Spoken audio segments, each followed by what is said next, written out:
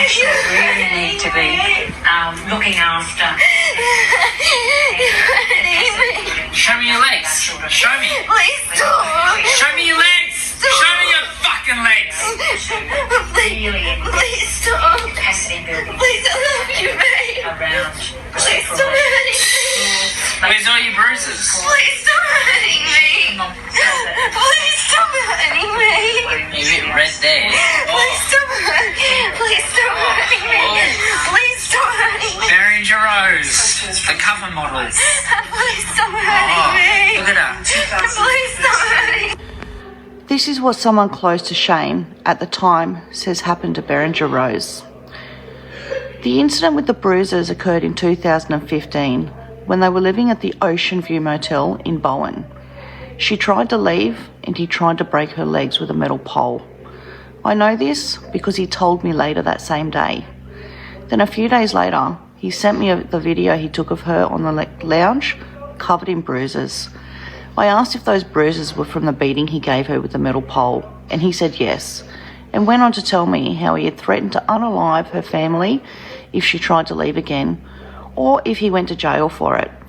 By the way, what triggered him was they sat down on the couch that night to watch a segment on Q&A about domestic violence, and Berenger tried to make him watch it to get it into his head. I should say that DV was so bad that if he didn't stop his behaviour, she would end up being the next statistic. He flew into a rage and started belting her, on the bruises mind you. Prior to this, he had me completely fooled, under the impression that she was the one abusing him. He never let me meet her, or her meet me, and I just believed him until years later. He told me she would do all this nasty stuff to him, and I told him he needed to record her to protect himself. Otherwise, no one else would believe him. So this one night I'm in bed and I get this text from him, which was that video. I thought he must have been abused so much by her that he's obviously snapped and lost his mind to have done that to her. But I was so convinced that he was the victim that even when I saw that shocking footage, I felt initially sympathetic towards her, but managed to push that feeling aside as I had been led to believe that she was really the abuser and felt like she must have surely done something to deserve it.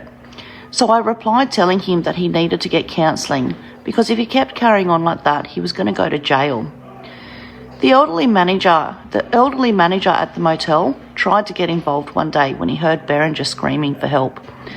The old bloke in his 60s was quite frail. He confronted Shane with a baseball bat, but Shane ripped it off him and he ended up hitting Berenger with it.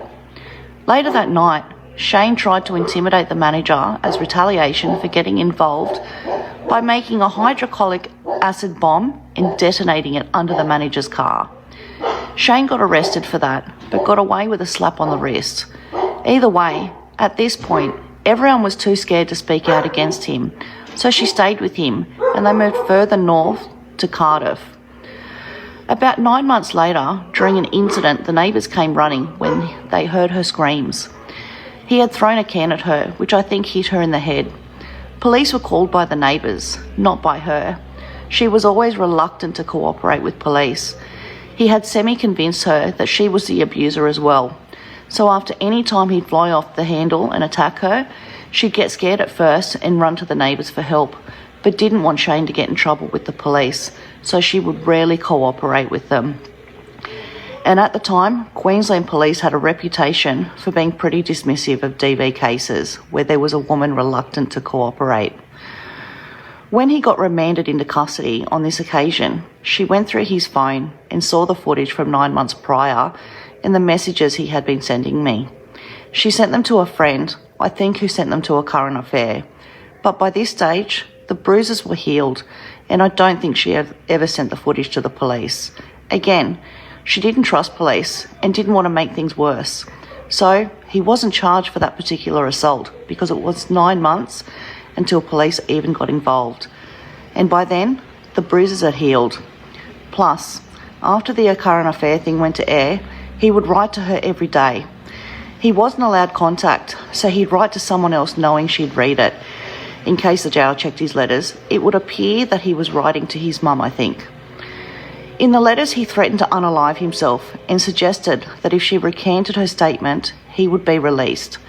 So basically, he had manipulated her, like he had me and everyone else, into feeling sorry for him, which is why she never went to the police, which is why he wasn't charged or convicted of that particular assault.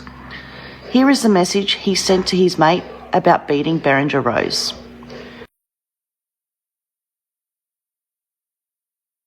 He was charged for the acid bomb, but not for what someone close to him says happened with the metal pole, not for the bruises shown in that footage, not for the video he allegedly sent a friend, and that's just one incident out of more than 40 court appearances, because she didn't trust the police, because according to someone who knew them both, she believed it was her fault, because the system worked in his favour.